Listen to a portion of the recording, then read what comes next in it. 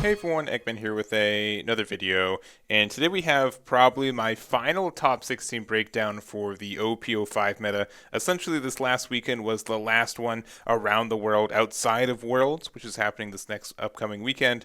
But yeah, this is probably the last video I'm making on this. There might be a couple more results I put on my website, but this should be the last one. So this is for CoreTCG's online Treasure Cup that happened this past weekend. It was live streamed with myself and Brian from Stage Zero, which also it's on my Twitch and YouTube and will be re-uploaded to Stage Zero in the next couple days. So if you guys want to check that out, you definitely guys can. And also big shouts to Brian again from Stage Zero for doing the commentary with me. So 500 players, 9 rounds of Swiss, nothing too crazy with it. Again, it's essentially our last weekend of OP05. And look at the top 16 breakdown. It's what we've been seeing for the last couple weeks. Sakazuki doing very well, and then Purple Luffy, who has been honestly on a rise this month, specifically in February. It's been doing quite good, and I think better than it's been the last couple weeks. And then 2 copies of Enel, 1 copy of Uta, 1 Charlotte Katakuri, and an ace of all things, which is really interesting.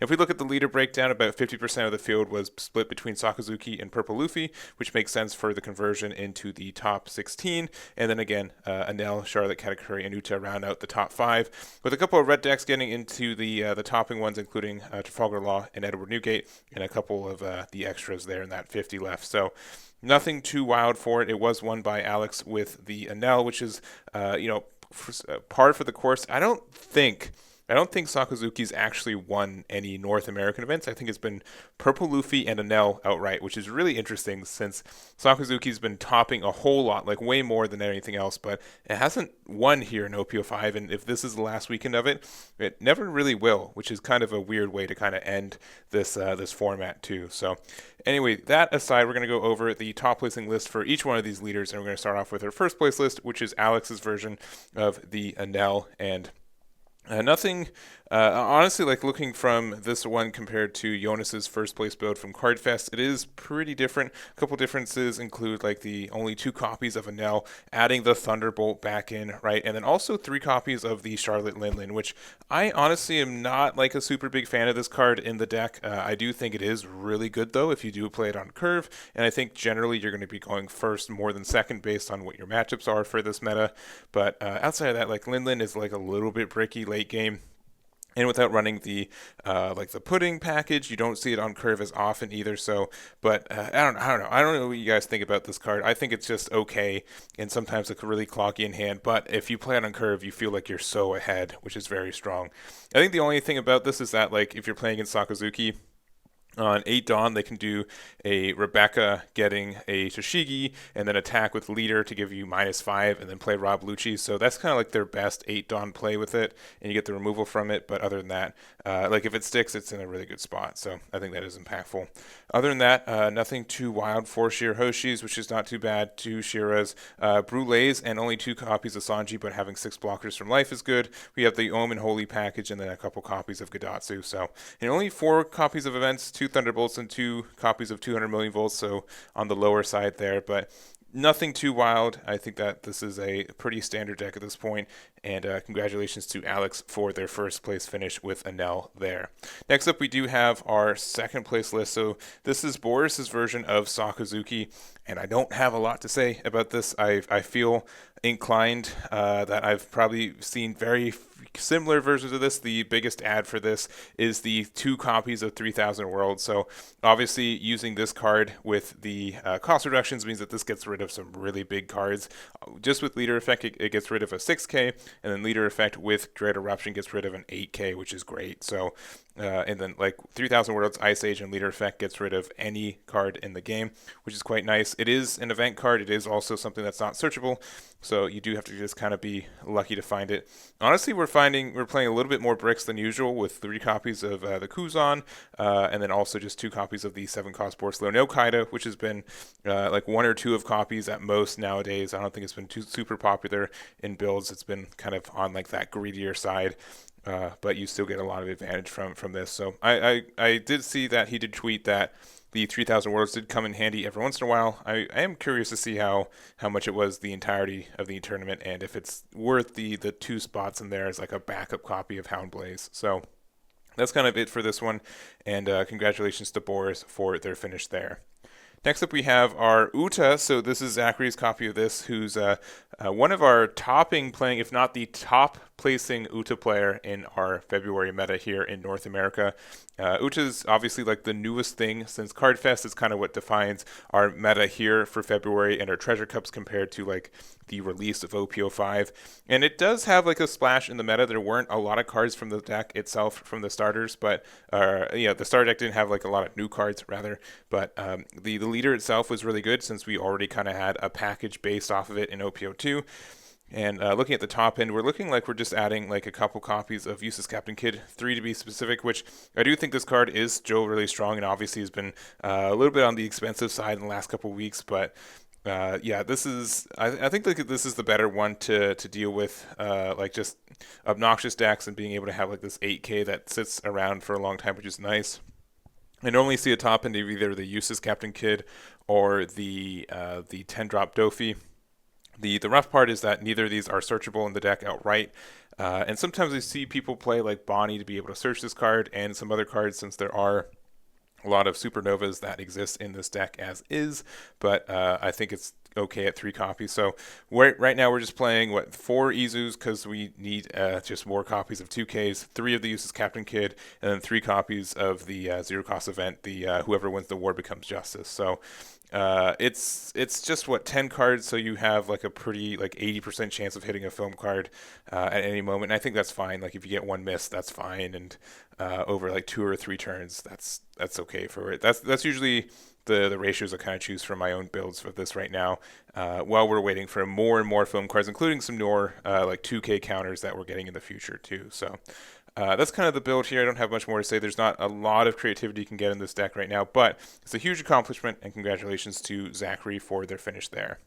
Next up, we have Isaiah with Purple Luffy, and Isaiah was undefeated into the final round, so he did get dropped down a couple spots, but honestly had a really, really good run with this deck throughout the tournament, and going X1 is quite the accomplishment.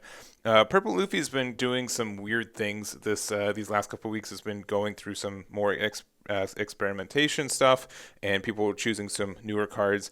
Oh, Robbie has been a different card that people have been adding every once in a while. It is a good removal card for 3 or less, which 4 or less is just so much better at times. But you do get some removal of cards like some Hinas that your opponent played off the Rebekahs, which is really nice. You get rid of like just some smaller cards and it's in a pinch and just like a 1K counter. It's just good to get some small removal at things if you do need it.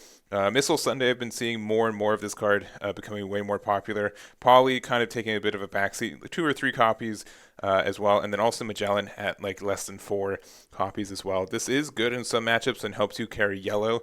But against, I think, other matchups, like especially Sakazuki, doesn't help you as much as it could. And it kind of hurts you at times, too, if you lose the Dawn at the wrong time. So other than that, just the top end, uses Captain Kid, 4 copies of Queen Kaido, and then our 2 Blast Breath and Gum Gum Jet Gatling, which I think the Blast Breath has been more popular, too. So it's just been, like, again, a lot of experimentation with Purple Luffy. I think a lot of it's been paying off, and just a big congratulations to Isaiah for their finish there.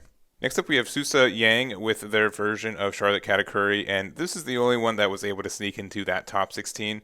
I don't have a lot to say about Katakuri. It was pretty understood in OP04 of what the deck looked like. It got a little bit more support in OP04, and then a couple more tech cards in OP05. Specifically, we got the Gadatsu for just some pretty good removal, and also just a solid 5 cost to play out. Because even just playing at a 5/6 doing nothing means that your opponent has to invest a little bit of extra Dawn or time to try to even pressure down this 6K body. And then we also have the 200 million volts, which has been obviously very strong in Enel. It's a little bit trickier for us to get down to 1 life in this deck, specifically unless our opponent puts us there, but it is a really good finisher. And even worst case, just being able to get that 3K boost helps us in a lot of spots. No copies of Katakuri in this build, which is a little bit weirder. I do know that this, it's an expensive card. It is tricky to get at sometimes. Yamato's not a terrible choice though, just to be able to get some health back if you're at like the low cost, and also get the removal. Also just a good card to play if we're on the odd curve, which your opponent's probably going to want to put us on most of the time, just because 10 drop is always looming as soon as you get there. So Other than that, nothing too wild. I think this is what we've been seeing for Katakuri for most of this meta, and it's probably going to change a little bit in OP06, but probably, again, be mostly the same. Just the generic package for it, you just play good yellow cards and you get rewarded for it. So anyways, that is the build there, and congratulations to Tuesa for their finish there. Next up, we have Daniel, who ended up getting a top 16 finish with this Ace, which is Ace has just been showing up every once in a while, not consistently in any of the metas that he's been around, but he makes the occasional show up. He gets the top 16 and just kind of vanishes for a couple weeks. So this is his last appearance in OP05 at least. And some choices that I've seen from here. First, we do play the single copy of the super rare Sabo from OP05. This does get some like okay removal. It does, pair up with some of our other cards, including cards like our Fire Fist from OP05 as well. We have Crossfire, which gives something minus 4k. So for 8, you're able to get rid of an 8k power or less by doing the Sabo into Fire Fist, which isn't too bad. We have additional removal, cost reduction with Otamas. We have a copy of Seaquake, like just a lot of tech for some like mild removal, but also being able to be a little bit aggressive. So only 3 copies of 7-drop Ace, no copies of 5-drop Luffy, which is generally what we see like more of the rush build. But this looks like it's just trying to get value from removal, being able to get some like obnoxious cards on the board, for example, like one of these Marcos, and just kind of push your advantage from there too. So definitely a more unique build for the deck, some really interesting ratios. Only some 4-drops on like the low end and like a Rad Beam. Other than that, like everything's just like 2, 3, like really specific combo are copies of cards in our deck. No guard points. Only 3 copies of Flame Emperor, just a really personalized list, which I'd like to see for some of these kind of off-meta leaders. So not much more to say, but just congratulations to Daniel for their top 16 finish with Ace once again. And then some 2 hopefuls. These were some builds that end up going X2, meaning they did have the record to get into that top 16 finish, but their tiebreakers just weren't good enough, especially Alexis's, who finished a short 17th place from that top 16, but ended up using the similar list to Victor's list, who ended up getting a top 4 finish with the in the Cardfest finals last month. So not a different list from that one, but I think this is in a really good spot. Like this is probably one of the better, if not the best builds for Red Purple Luffy to kind of end this format. We do have a good amount of ramping from the Zoro and also the Jean Bart. We do have the top end of like the Newgate and the Monkey.D.Luffy. The Thunderbogwas are really easy to get online since we are a 3-life leader too, which is important. And then our top end also again Luffy. We had 2 Jambes and just a lot of disruption removal and ways to gain advantage. So honestly, a really interesting deck. I do like it a lot. Sometimes if your opponent gets the tempo they need, though, you're in a really bad spot. But if you're able to out-tempo them, if you're able to like drop Newgate back-to-back at times, there's a lot of strength that this deck gets to do that a lot of other decks don't get to, which is really cool and unique in a lot of ways. So big congratulations to Alexis for their top 17 finish, and just keep at it. I think this is a really cool finish. We were able to capture a couple of their games too, which is really fun. So you guys can check that out if you want to as well. And then lastly, we do have Justin with their Nami. And this is just the build. We're wrapping this up real quickly, but this is the Nami build that's been around for a long time. Nami's going to be around, I think, in the background, getting like the occasional top 32, top 16 every once in a while. I think it does just kind of have good days where if it's not around for long enough, people will forget how to play against it, and you get that extra advantage for it. And whenever the meta is too slow and control heavy, Nami will always be like, cool, I get to take advantage of it and kind of be in a good spot, which is very, very good for the deck. I don't think OP06 will be its meta though. I think Yamato has like a really good matchup against this deck, and a couple others where they're just really great of establishing those 5k bodies and to pressure leader and pressure cards out of hand. But we'll see. I don't know. I think OP06 might be too fast for Nami, but it might get the occasional top here and there.